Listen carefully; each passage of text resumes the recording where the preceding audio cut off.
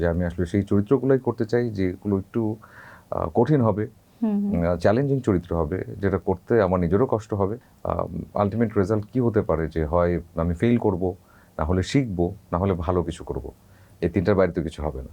আমি লাকি যে আজিজ ভাই যখন এবার জিন 3 প্ল্যান করলেন, উনি আমাকে তখন ফোন করলেন, আমি তখন দেশের বাইরে। বললেন যে এবারের গল্পটাই এমন একটা কিছু। এরপরে রাতের বেলা ফোনে কথা হয় ওনার সঙ্গে, গল্পটা শুনি এবং তারপরে আসার পরে স্ক্রিপ্ট নিয়ে বসা। এবং দর্শকরা এখন দেখছেন, তারা আসলে আরো ভালো বলতে পারবেন যে এবার খুব খাটনির কাজ হয়েছে আমাদের সবার।